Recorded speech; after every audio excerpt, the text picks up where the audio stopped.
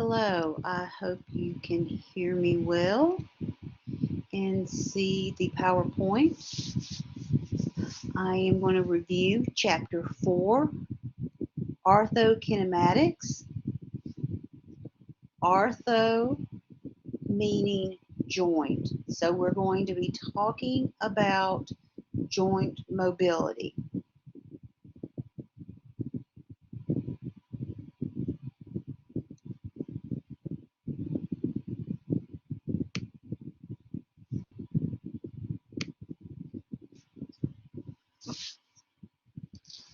Osteokinematic motion and the infield.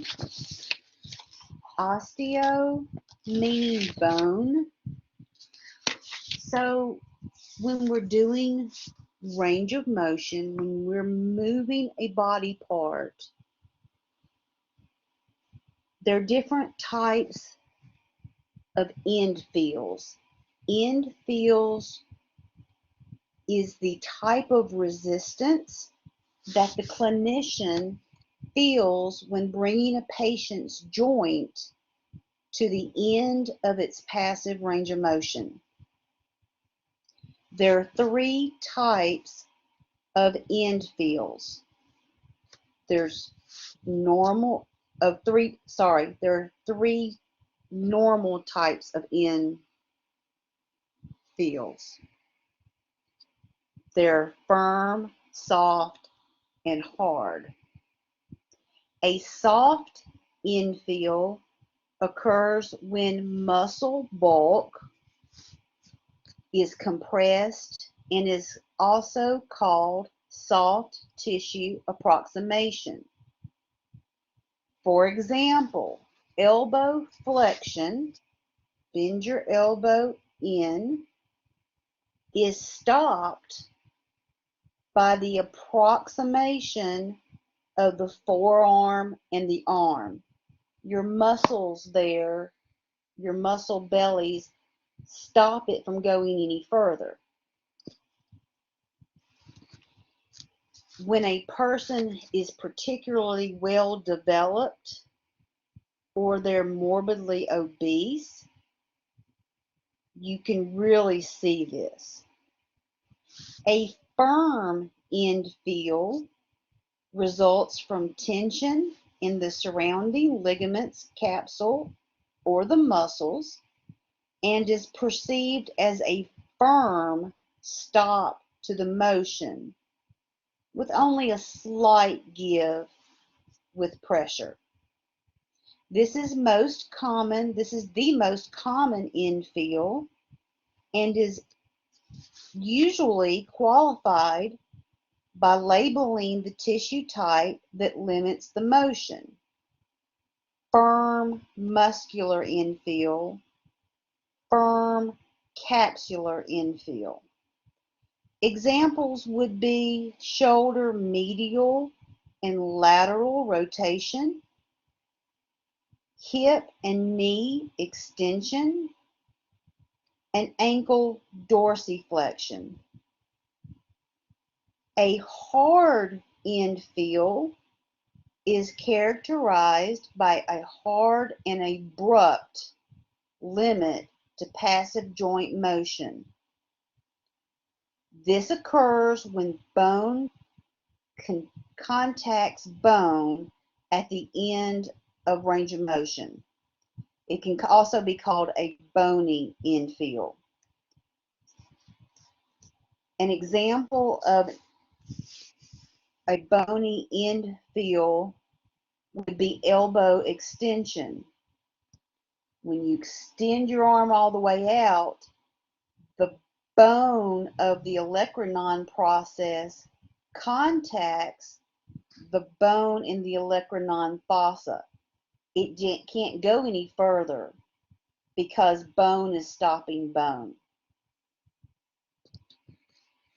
Abnormal end feels may be present when pain, muscle guarding or spasms, swelling, or abnormal anatomy stops the joint movement.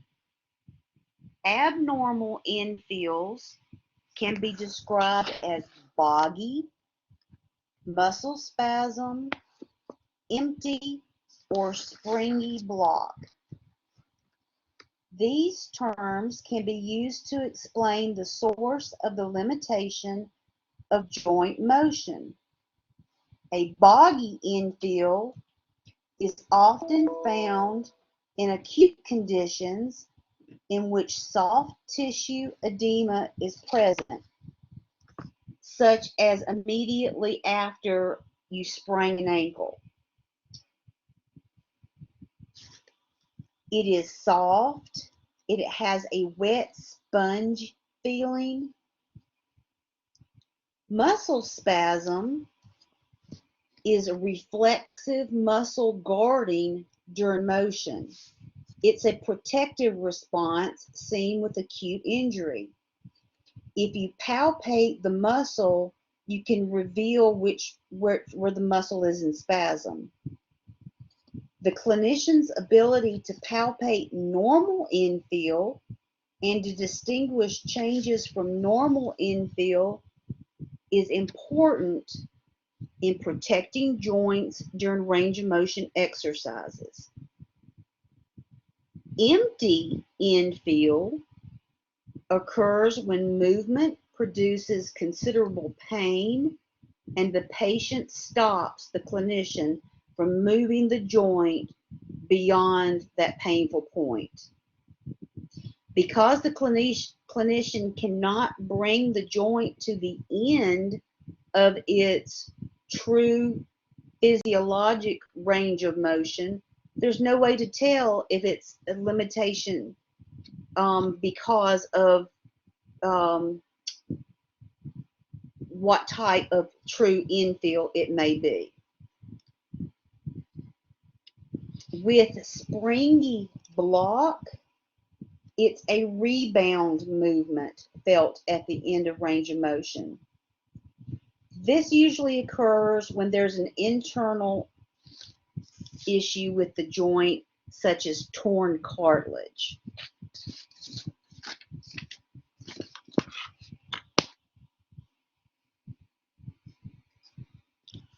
Component movements are the small orthokinematic joint motions that accompany active osteokinematic motion. Joint play is the orthokinematic movement that happens between joint surfaces when an external force creates passive motion at the joint.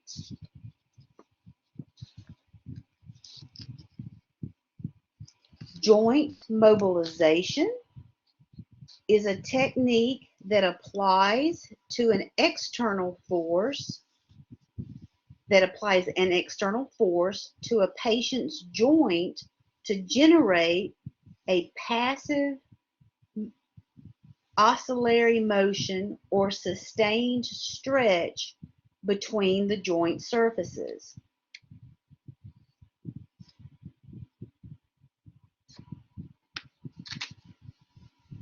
Shearing forces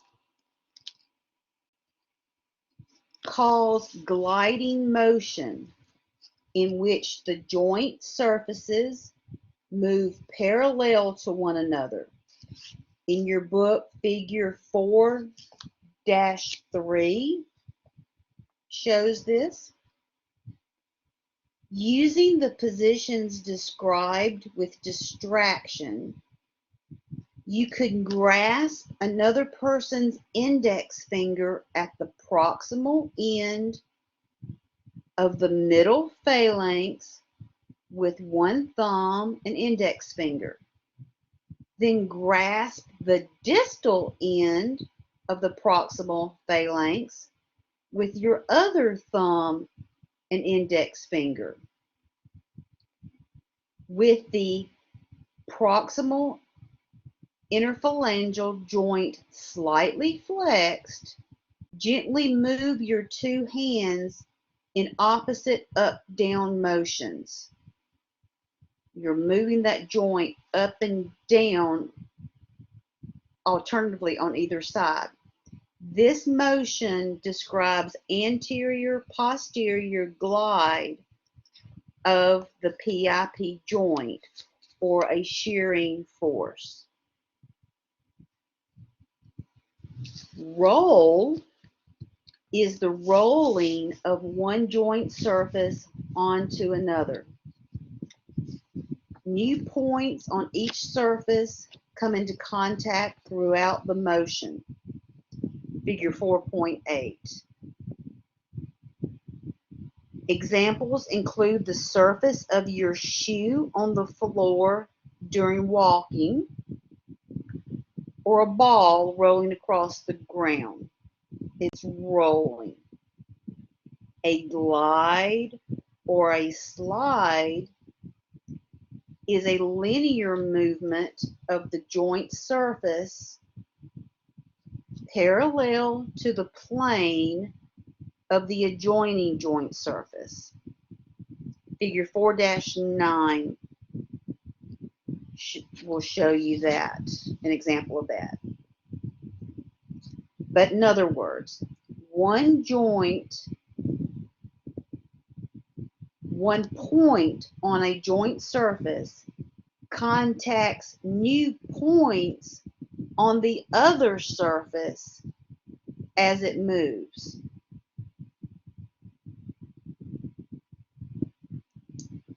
Spin is a rotational movement of the movable joint surface against the adjacent fixed surface.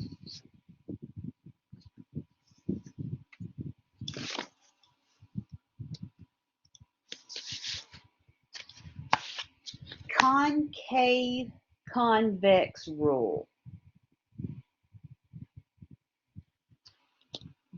The concave convex rule describes how the differences in the shapes of the bone ends,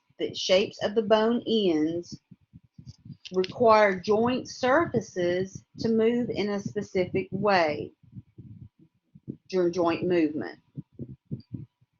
The rule expresses the relationship between osteokinematics and orthokinematics for a given movement. The concave joint surface always moves in the same direction as the body segment's motion. The convex joint surface always moves in the opposite direction of the body segment's movement. For this, I want to give an example. Picture in your head the pelvis and the femur, where the pelvis and the femur, which is the long bone of your leg, upper leg, your thigh, where the head of the femur sets into the pelvis, that makes your hip joint. Okay. The pelvis has this concave joint surface called the acetabulum.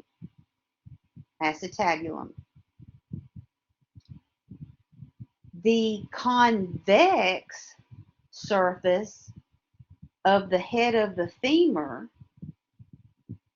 fits into that concave acetabulum.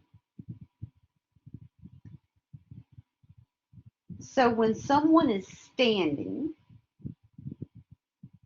and they bend forward, trunk flexion, they bend over forward, the pelvis, the concave joint surface of the acetabulum goes forward, which helps to cause trunk flexion. It's bending forward. It goes forward around the stable and static, unmovable part of the head of the femur, because you're standing, it's not moving. The head of the femur is not moving, but the acetabulum of the concave joint surface is moving in the same direction as the body segment's motion. So, and it's moving forward. Okay, now look at the convex joint surface. Convex joint surface being the head of the femur. If you bring your leg forward, if you perform hip flexion and bring your femur up, the convex joint surface, the head of the femur, rotates backwards. But the distal end of the femur is going forward. It's raising up, but the head of the femur is going back and down. So that's the concave convex rule.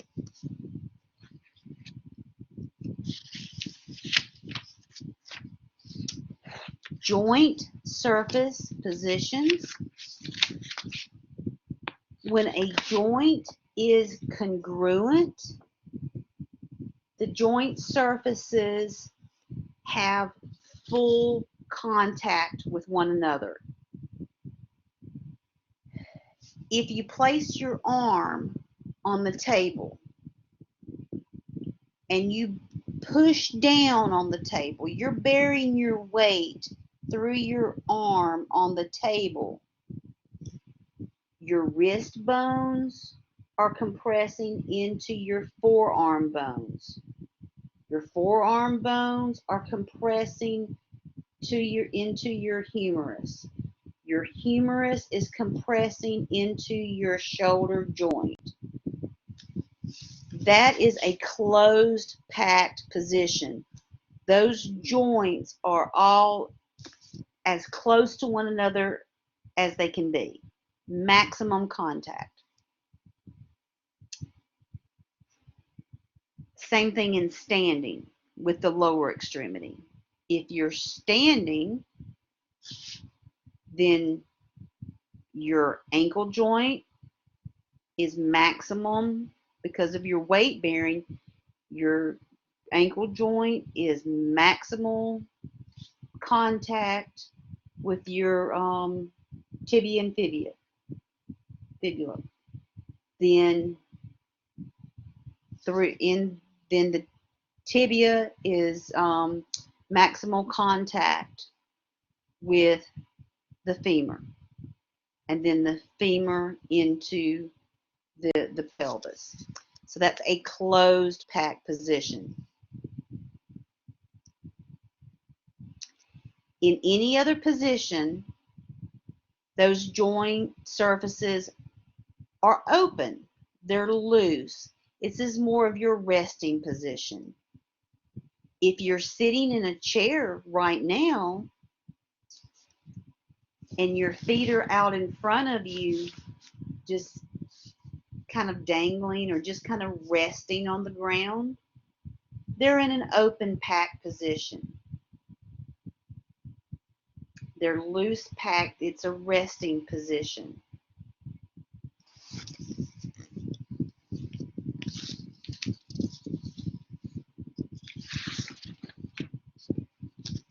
Here are some other words. Traction.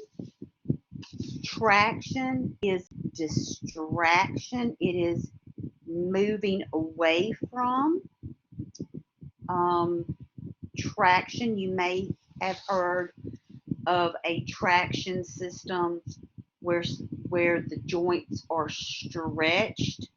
Uh, they have these devices where someone's head can be placed into a traction to kind of help relieve some stress on the cervical vertebrae, and it kind of releases some muscle tension.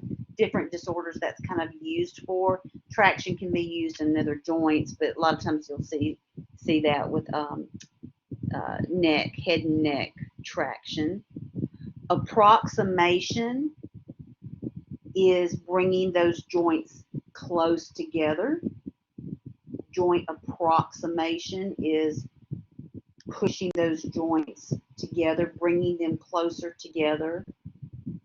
Shear, we talked about shear a little bit ago. Bending forces,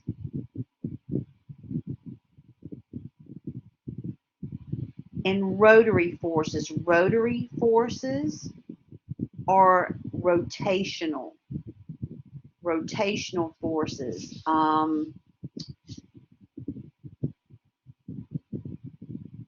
An example of a rotational force, kind of an extreme example, I'll say, this is the season for a lot of football, and you'll see someone getting tackled. There may be a rotational force there that can cause injury, especially to knees and ankles. If someone's tackled from the side, their foot is planted and they're being run into from the side, that force coming across them makes their body rotate, but their feet are planted and they're in a closed packed position. It can cause some joint damage. So that's just an example of that. Okay, thank you. Make sure that you have read the chapter. We will go over this further in class with review. I appreciate you listening in, and we will see you in class real soon. Thank you, guys.